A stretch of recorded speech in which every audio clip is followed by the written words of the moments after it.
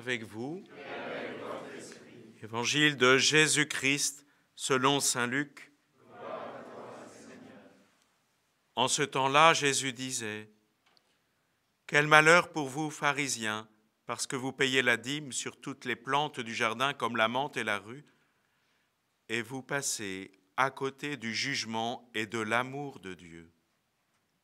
Ceci, il fallait l'observer sans abandonner cela. Quel malheur pour vous, pharisiens, parce que vous aimez les premiers sièges dans les synagogues et les salutations sur les places publiques. Quel malheur pour vous, parce que vous êtes comme ces tombeaux qu'on ne voit pas et sur lesquels on marche sans le savoir. » Alors un docteur de la loi prit la parole et lui dit : « Maître, en parlant ainsi, c'est nous aussi que tu insultes. » Jésus reprit : « Vous aussi, les docteurs de la loi, malheureux êtes-vous parce que vous chargez les gens de fardeaux impossibles à porter.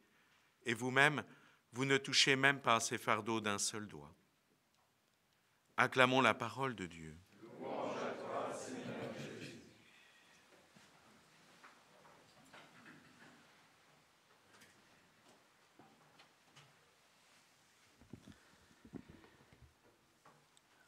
On peut parfois trouver le pape François sévère à l'encontre des prêtres notamment, lorsqu'il fustige le cléricalisme. On peut trouver les conclusions, les préconisations du rapport Sauvé exigeantes. Mais lorsqu'on entend Jésus dans l'évangile d'aujourd'hui, on se dit que ce n'est pas d'aujourd'hui. Jésus est sévère, pour le moins. Avec les pharisiens, nous nous souvenons, c'était l'évangile d'hier, qu'il est accueilli chez l'un d'entre eux à déjeuner.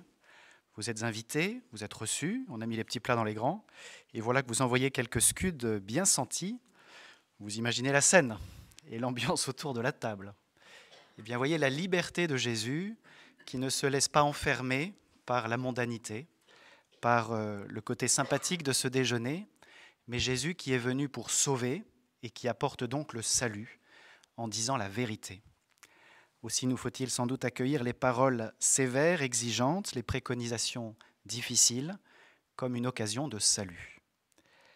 Restons-en simplement à cette page d'évangile qui est riche d'enseignements pour les clercs, bien sûr, mais pour chaque disciple de Jésus, puisque celui-ci dénonce en fait non pas la religion, mais les déviations que celle-ci peut apporter lorsqu'elle est prise comme un absolu.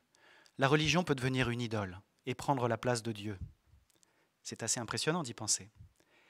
Mais lorsque je pratique ma foi, est-ce que c'est bien un culte en esprit et en vérité, ou est-ce que je n'idolâtre pas une façon de faire, parce que c'est celle que l'on m'a transmise, c'est celle de ma culture, de ma famille, de ma communauté. Attention à ce que nos attitudes religieuses, avec les meilleures intentions qui soient, ne deviennent pas des idoles. Voilà ce que nous dit cette page d'évangile. Vous passez à côté du jugement et de l'amour de Dieu. Voilà, vous payez la dîme sur toutes les plantes du jardin. On sent que les pharisiens ont envie de bien faire, non seulement envie, mais qu'ils le font. Ce sont des hommes de conviction, exigeants pour eux-mêmes certainement, et par le fait même exigeants pour les autres, et sans doute trop. Jésus ne dit pas qu'il ne faut pas de rites, de pratiques. Ceci, il fallait l'observer. Oui, les rites sont bons, mais sans abandonner cela, l'amour de Dieu, qui fait toute justice. Ce qu'il convient de chercher, c'est la justice dans l'amour et ne pas se laisser détourner par les moyens en les prenant pour des fins. Alors, chers frères et sœurs, entendons cette remarque de Jésus un peu plus loin dans l'évangile de Matthieu où il dit aux pharisiens : attention, vous filtrez le moustique, mais vous avalez le chameau. Donc c'est bien d'être attentif aux détails, mais enfin, il ne faudrait pas perdre de vue l'essentiel. Et l'essentiel, c'est la justice et l'amour de Dieu. Saint Paul le dira à sa façon : sans l'amour, tout cela ne sert à rien. Amen.